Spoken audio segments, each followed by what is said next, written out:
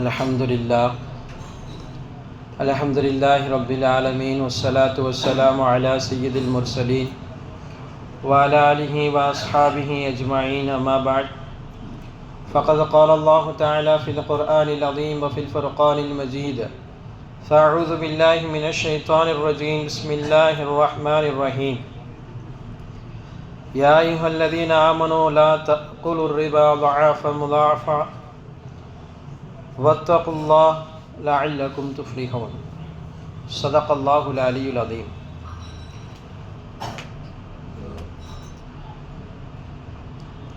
கண்ணியமிகு அல்லாஹுவின் நல்லடியார்களே,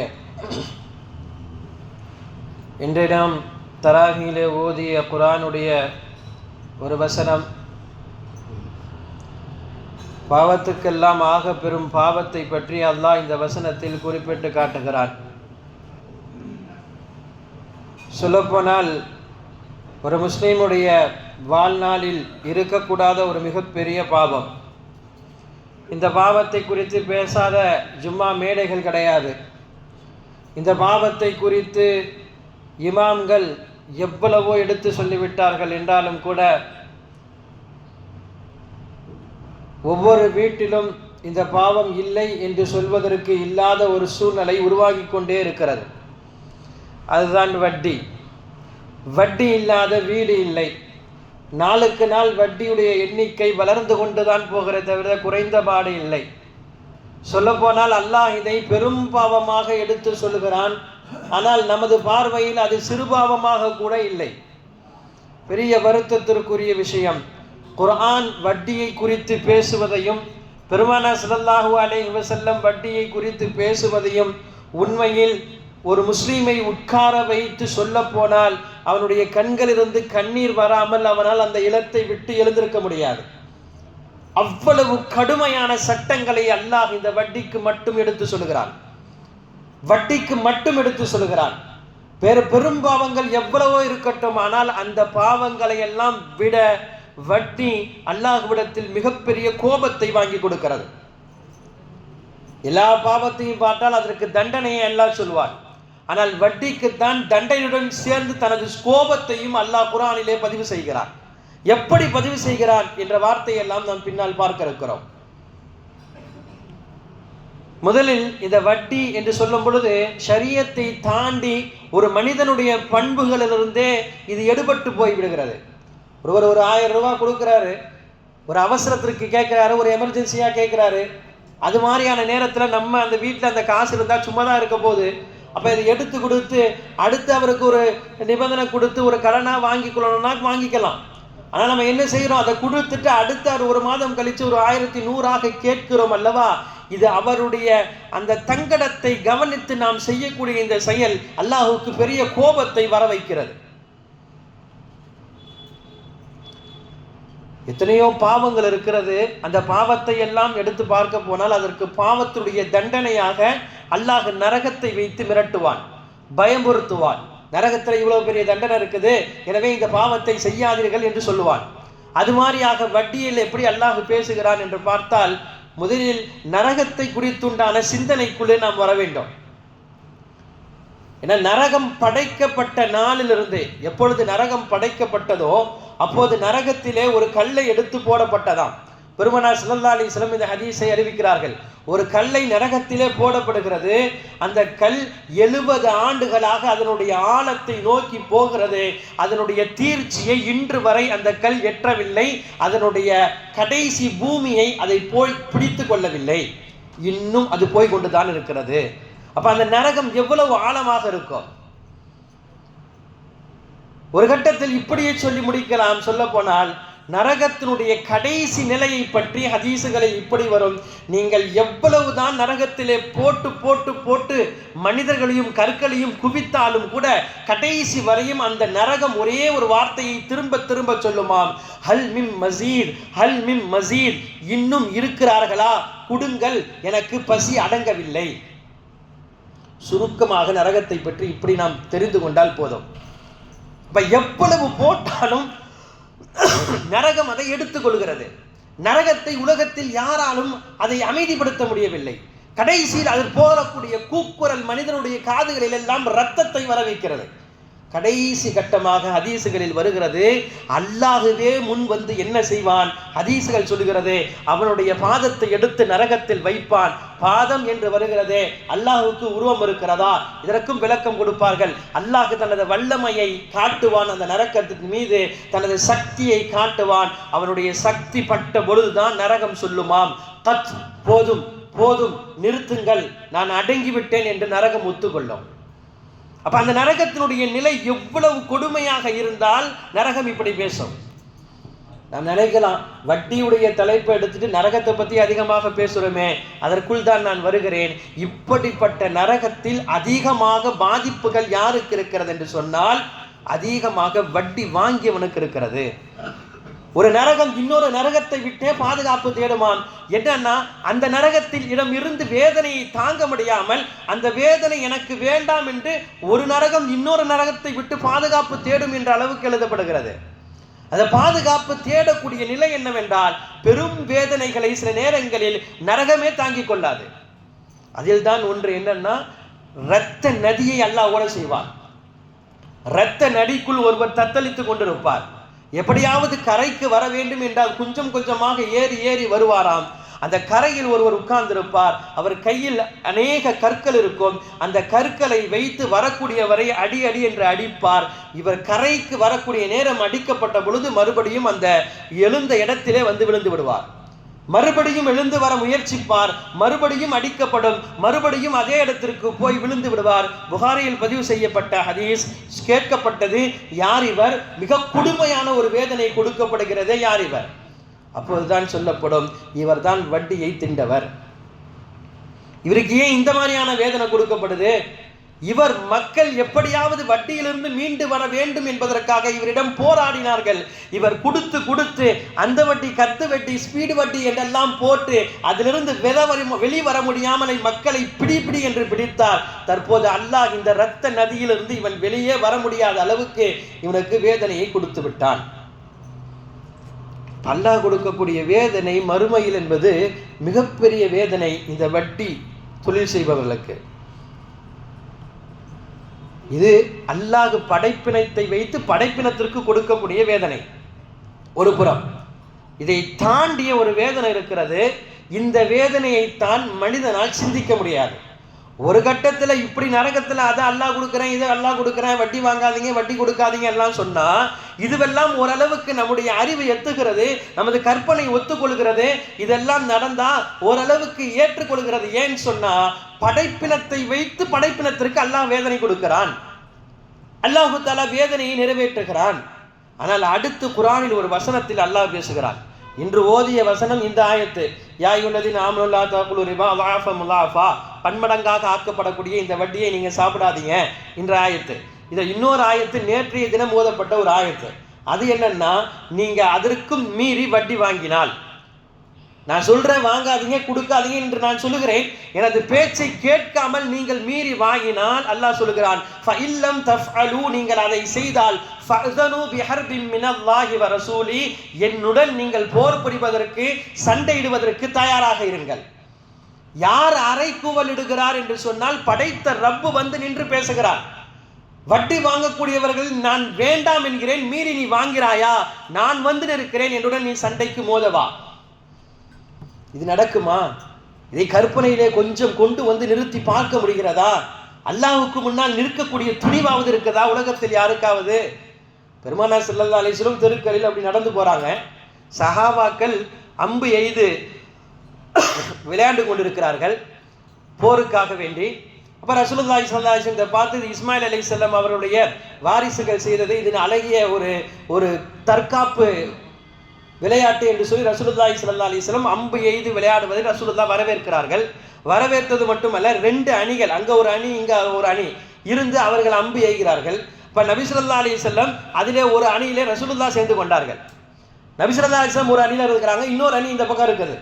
இப்ப இந்த அணி உடையவர்கள் அதுவரையும் அம்பெய்து விளையாடினவர்கள், நாயகம் அந்த அணியில வந்து நின்றவுடன் அம்பை எடுக்கவே இல்லை. ரசூலுல்லாஹ் எய்ய வேண்டும் என்று சொல்கிறார்கள். இவர்கள் எய்வதற்கு மறுக்கிறார்கள். ரசூலுல்லாஹ் கேட்கும் பொழுது சொன்னார்கள், யா நாயகமே, நீங்கள் ஒரு அணியில இருக்கும் பொழுது அந்த அணியை எதிர்த்து நான் நின்று அம்பு எய்ய முடியுமா? அது நடக்குமா?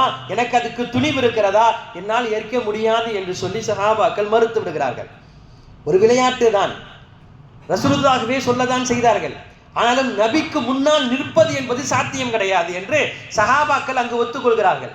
அப்ப அல்லாஹ் விளையாட்டாக இதை சொல்லவில்லை, கோபத்தினுடைய உச்சகட்டத்தில் அல்லாஹ் பேசுகிறான். நீங்கள் மீறி வாங்கினால் அந்த நாளுடைய சந்தர்ப்பத்தை இந்த குர்ஆனுடைய அத்தியாயத்தின் விரிவுரையாக ஹதீஸ் சொல்கிறது. அல்லாஹ் என்ன சொல்றான்? ஃபௌதனு பிஹர்பி மினல்லாஹி வ ரசூலிஹி என்று சொல்லி முடிக்கிறான். அதற்கு ஹதீஸுகள் விளக்கம் தருகிறது. என்ன தெரியுமா? மலக்குமார்களுக்கு அல்லாஹ் இப்படி சொல்வானாம், ஆயுதத்தை எடுங்கள், வட்டி தொழிலாக செய்தவர்களுக்கு ஆயுதத்தை போய் கொடுங்கள். அவங்களுக்கு எல்லாத்துக்கும் ஆயுதம் கொடுங்க. வட்டி தொழில் செய்த மொத்த பேரையும் ஒரு அணியில நிப்பாட்டுங்கள். எதிராக நான் வந்து இருக்கிறேன். அல்லாஹ் தன்னும் தனியாக பேசுகிறான். போர் தொடங்கட்டும், சண்டையை ஆரம்பிக்கலாம், யார் ஜெயிக்கிறார்கள் என்று பார்க்கலாம். அல்லாஹ் இவ்வளவு உச்சகட்டம் கொண்டு பேசுகிறான் என்றால் இந்த வட்டிக்கு மட்டும் தான் இவ்வளவு பேசுகிறான். மற்ற எவ்வளவோ பாவம் இருக்கு, அதற்கெல்லாம் அல்லாஹ் இப்படி பேசுகிறான்னா இப்படி பேசல. அதற்கு தனித்தனி தண்டனைகளைத்தான் சொல்லப்படுகிறது. ஆனால் அல்லாஹுவே முன் வந்து நின்று பேசுகிறான் என்றால் யோசிக்க வேண்டும், அது எவ்வளவு பெரிய பாவமாக இருந்தால் அல்லாஹ் இதை இப்படி பேசுவார். எனவே நம்மால் முடிந்த அளவு அந்த வட்டியிலிருந்து நாம் விடுபட வேண்டும். இதில் பெரும்பாலானவர்கள் சொல்லக்கூடிய ஒரு பெரிய கருத்து என்னவென்று சொன்னால், ஹஜ்ரத் நான் வட்டிக்கு விடலை, அதை தொழிலாகவும் செய்யவில்லை, ஆனால் சில நேரங்களில் எனது சந்தர்ப்ப சூழ்நிலை அடகு வைக்க வேண்டிய நிலை ஏற்படுகிறது. இன்னும் சில நேரங்களில் யாரிடமாவது காசு வாங்க வேண்டிய சூழ்நிலை ஏற்படுகிறது. இப்போ எனக்கும் இது மாதிரியான தண்டனைகள் கிடைக்குமா? ஏன்னா நான் வேண்டுமென்றே செய்யலை, நான் யாருடைய வட்டி காசையும் சாப்பிடல, வேற வழி இல்லாமல் நான் வட்டி வாங்குகிறேன். இது மாதிரியான நேரங்களில் நான் என்ன செய்வது என்று பல பேர்களும் வட்டியை ஹலாலாக்குவதற்குண்டான ஏற்பாடுகளை செய்வதை போல இது கேட்கிறார்கள். இது பெரிய தவறு. ஒரு விபச்சாரனுக்கு என்ன தண்டனையோ அதுதான் விபச்சாரம் செய்த பெண்ணுக்கும் தண்டனை. இவர்களுக்கு மத்தியிலே கூடல் குறைச்சல் கிடையாது. அது எப்படி தண்டனையில் சரிசமமாக கிடைக்கிறதோ அதுபோலதான் வட்டியை கொடுத்தவனுக்கு தண்டனை போல வட்டியை வாங்கினவனுக்கும் தண்டனை. ரசூலுல்லாஹ் எந்த அளவுக்கு சொன்னாங்கன்னா, வட்டியுடன் தொடர்பு கூடிய எந்த செயலாக இருந்தாலும் அது அத்தனைக்கும் அல்லாஹ் தண்டனை கொடுக்கிறான். வட்டி கணக்கு எழுதுபவர், வட்டிக்காக உதவி செய்பவர், வட்டி வாங்கக்கூடிய வீட்டை ஆட்காட்டி விட்டவர், இங்கெல்லாம் போனால் வட்டி கிடைக்கும், ஒரு குறைஞ்ச வட்டி தான், 5 பைசா தான், 3 பைசா தான் என்று ஆட்காட்டி விட்டவர், இப்படி எந்த சூழ்நிலைக்குள் நீங்கள் உள்ளாக்கப்பட்டாலும் கண்டிப்பாக தண்டனை என்பது உறுதி. நான் அல்லாஹ்விடத்துல போய் நியாயப்படுத்தி அங்கே போய் பேச முடியாது. அப்ப நம்ம என்னதான் செய்யறது? சில நேரங்களில் இது மாதிரியான சூழ்நிலை நமக்கு வந்து விடுகிறது. இது மாதிரி சூழ்நிலையிலிருந்து நம்ம வெளியே வருவதற்கு நம்ம என்ன செய்யணும்? அதையும் நாம் சொல்லி ஆக வேண்டுமே. ஏழைகள் எல்லாம் என்ன செய்வார்கள்? அல்லாஹ் ஒரு விஷயத்தை தவறு செய்யக்கூடாது என்று சொல்லி கட்டளையிட்டால் அதற்கு அடுத்து அதில் விதண்டாவாதம் செய்து பேசுவதோ அதை ஏதாவது சொல்லி ஹலாலாக்குவதோ உலகத்தில் யாருக்கும் அனுமதி கிடையாது. அப்ப என்ன செய்ய வேண்டும் என்பதற்காக சொல்ல வருகிறேன். 2 ரக்காத் ஹாஜத் நஃபில் தொழுக வேண்டும். தொழுது விட்டு அல்லாஹ்விடத்திலே கரத்தை ஏந்தி கேட்க வேண்டும், நிதர்சனமான எனது உண்மை என்ன? யா அல்லாஹ், நான் எவ்வளவு நெருக்கடியிலே இருக்கிறேன், எனது பொருளாதாரம் எவ்வளவு குறைவாக இருக்கிறது, இது மாதிரியான நேரத்தில் யார்ட்டையாச்சும் காசு கொடுத்து அடுத்த மாதம் எனக்கு காசு வரும்போது கொஞ்சம் அதிகமாக கொடுத்து வாங்கினா எனக்கு அதன் மூலமாக என்னால் முடியுன்ற நான் நினைக்கிறேன், அதனால் நான் கொடுத்து வாங்குகிறேன். இது ஆனால் நீ ஹராம் என்று சொல்லிவிட்டாய், நான் இதற்குள் போக விரும்பவில்லை, அடுத்து நான் என்ன செய்ய வேண்டும் என்பதை நீ சொல், நான் அதை செய்கிறேன், அதற்காக நான் முயற்சி எடுக்கிறேன் என்று சொல்லிவிட்டு அல்லாஹ்விடத்தில் அதை நான் ஒப்படைத்து விட்டு அடுத்து நாம் எடுக்கக்கூடிய முயற்சி எதுவானாக இருந்தாலும் அல்லாஹ் எந்த புறத்திலிருந்து தெரியாமல் வந்து உதவி செய்வான். ஏன்னா அவன் செய்யக்கூடாது என்று சொன்னதை செய்யவில்லை என்று அல்லாஹ்வை பொறுப்பு சாட்டி விட்டு நான் அல்லாஹுக்கு முன்னால் உட்கார்ந்து இருக்கிறேன். எந்த கட்டத்திலும் அல்லாஹ் என்னை வெறுங்கையாக அனுப்ப மாட்டான். ஆனா நம்ம அதை செய்யறது இல்லை. இன்னைக்கு எப்படி ஆயிடுச்சுன்னா, எப்படியாவது வட்டியை ஹலாலாக்குவதற்குண்டான வேலைகள் நடந்து கொண்டிருக்கிறது. இன்னும் அந்த காலத்துல இருக்கிறீங்களே, பேங்க் டிரான்சாக்ஷன் இல்லாம இப்படி நடக்கும், கொஞ்சம் அப்படி இப்படி இருக்கதானே செய்யும். வரக்கூடிய காசு எல்லாத்தையும் கரெக்டாக பார்த்து கொடுக்கணும்னா எப்படி கொடுக்க முடியும்? வேற வழி இல்லை. இன்னைக்கு பேங்க்ல போட்டு வைக்கிறோம், அது ஒரு வகையான வட்டி தான். இருந்தாலும் அதுல வரக்கூடிய காசுகளை நன்மை எதிர்பார்க்காமல் சதக்கா செய்து விட வேண்டும், அதுதான் சட்டம். ஆனால் சில பேர்களுடைய நடைமுறை எப்படி இருக்குன்னா, இதெல்லாம் கூடாது என்றால் எப்படி வாழ முடியும்? தெளிவாக ஒரு சட்டத்தை நாம் விளங்க வேண்டியிருக்கிறது. எவ்வளவு பெரிய பாவமானாலும் சரி, அந்த பாவத்தை பாவம் என்று நாம் நினைக்கும் வரை அது பாவமாக தான் இருக்கும். உதாரணமா, ஒருவர் தொழுக வராரு, சில நேரங்களில் வரல, பரதான தொழுகை, பல நேரங்களில் வராரு. இல்லை சில பேர் தொழுகையே வர்றதில்லை. தொழுகையே வராதவற்றை போய் நம்ம கேட்குறோம், தொழுகை எல்லாம் கடமையாக்கியிருக்கான், நீங்கள் தொழுகை வர்றதில்லையே, தொழுகை வரலாமேன்னு கேட்குறோம். அவர் ஒத்துக்கிறார், ஆமாம் சார் தொழுகை வரதான் செய்யணும், என்ன பண்ணுறது, என்னால் முடியல, அது என்ன சில வேலைகள் ஆகிறது, முடியலன்னு சொன்னால் அவர் பாவி ஆனால் முஸ்லீம். ஏன்னா அந்த பாவத்தை அவர் ஒத்துக்கொள்கிறார். அதே மாதிரி இப்போ நம்ம சொல்கிறோம், இந்த இன்ட்ரெஸ்ட்லாம் கூடாது, வட்டி கூடாது, வட்டி எல்லாம் வாங்கினா இஸ்லாத்தில் அதுக்கு அனுமதி கிடையாது, அது ஹராம். இப்போ இன்னொருத்தர் வந்து சொல்கிறாரு, ஹஜ்ரத் அதெல்லாம் எப்படிங்க வட்டி இல்லாமல் வாங்க முடியுமா, அதெல்லாம் பார்த்துருந்தா வேலை ஆகாது என்று சொல்லி யாராவது சொன்னால் இவர் ஹராமை ஹலாலாக்குகிறார், இவர் முஸ்லீமே கிடையாது.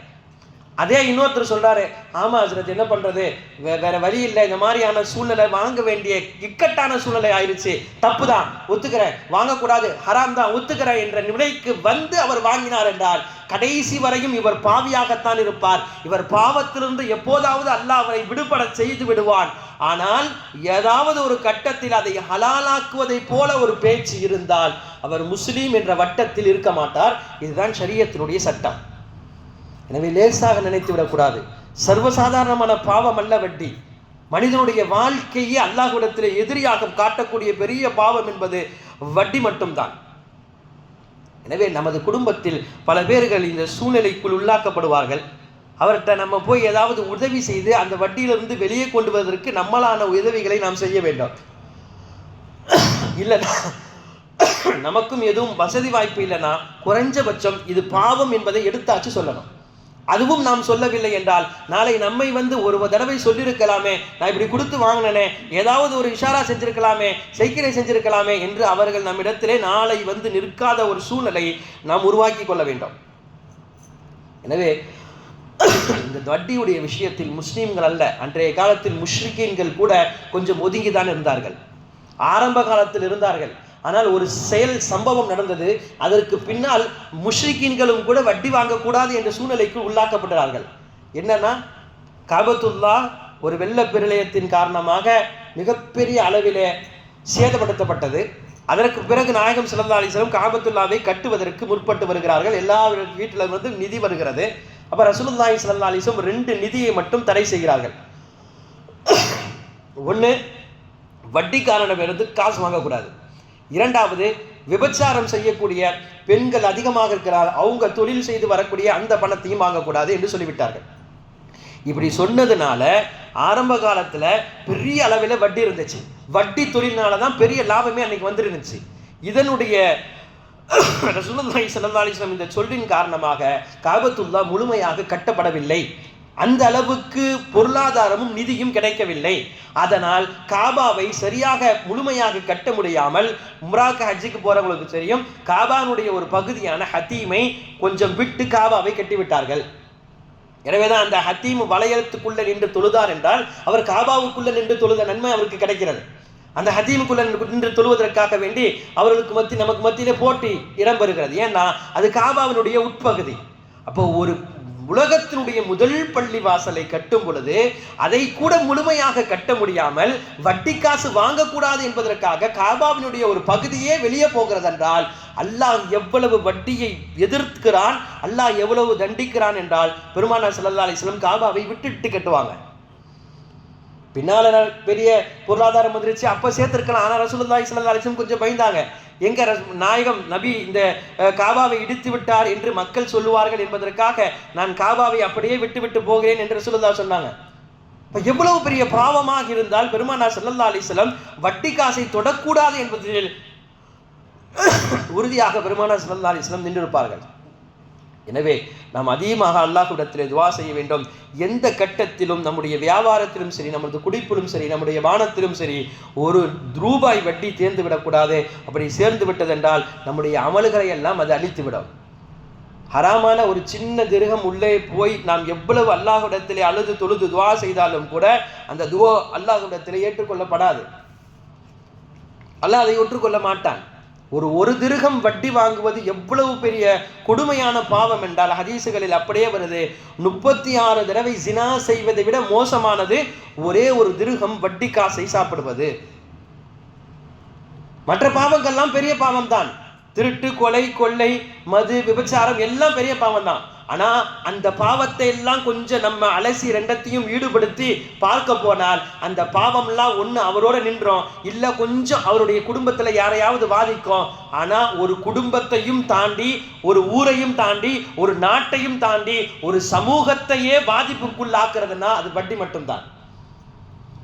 இன்னைக்கு மிகப்பெரிய பள்ளிவாசலான பைத்துல் முகத்தஸ் நமது கையை விட்டு போய்விட்டது, பலஸ்தீனம் கையில் இல்லை. ஏன் இந்த நிலைக்கு என்ன காரணம் என்றால், ஆரம்பத்தில் பலஸ்தீனத்தில் இருந்த முஸ்லீம்கள் முதலிலே இஸ்ரேல் நாடு உள்ளே வரும் பொழுது அவர்கள் கொடுத்த கொஞ்சம் காசுகளை வாங்கிவிட்டு அதற்கு வட்டி கட்டினார்கள். இது நன்றாக இருக்குதுன்னு சொல்லி முஸ்லீம்களுடைய வீடுகளின் பத்திரையத்தலையெல்லாம் வாங்கி வைத்துக் கொண்டு கொடுத்தவர்களெல்லாம் ஏராளமாக கொடுத்தார்கள். திருப்பி இஸ்லாமியர்களாக அந்த பத்திரத்தை எடுக்க முடியவில்லை.